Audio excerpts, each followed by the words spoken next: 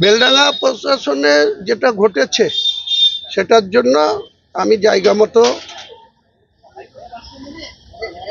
চিঠি লিখব। আপনাকেই বলেছিলাম দুদিন আগে যে বেলডাঙ্গার যিনি আইসি ছিলেন বা আছেন, এনার আমার দেখলাম যে তিনি প্রায় বেলডাঙ্গাতে 8 বছর ধরে তিনি শাসন করছেন।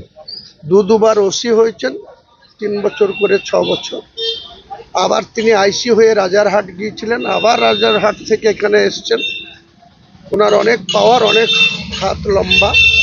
তিনি এসেছিলেন, আবার 2024-এর ইলেকশনে কমিশন তাকে সরিয়ে দিয়েছিল, আবার কাউকে ধরে আবার তিনি এখানে এসছেন। আমি বলবো যে যে ঘটনাটা ঘটেছে, যদি আইসি সঠিক তৎপর থাকতো তাহলে যে প্যান্ডেলওয়ালাই ওই লাইটে এটা করেছে প্রথমেই তাকে গ্রেফতার করা উচিত ছিল, এবং তারপরে প্রশাসনের একটা শান্তি কমিটি বা সমন্বয় মিছিল ওখানে বের করা উচিত ছিল। এবং প্রশাসন, এই যে রাজ্য প্রশাসনই প্রায় চলে এসেছিল এখানে, এবং কয়েকদিন ধরে প্রশাসনের যে তৎপরতা, তাদেরকে যে এসে এখানে থাকতে হলো, প্রায় 4টে জেলার অনেক পুলিশ ফোর্স অফিসার তাদেরকে বেলডাঙ্গায় আসতে হলো। কেন আসতে হবে?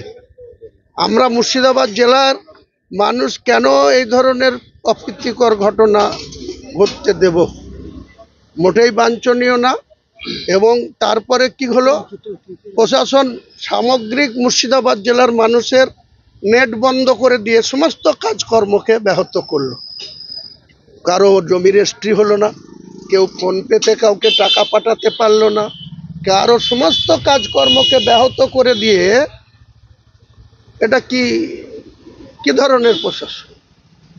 এটা আমি নিজে প্রশাসনের কর্তা ব্যক্তিদের ফোনে বলেছিলাম যে আপনারা অবিলম্বে নেট খুলুন।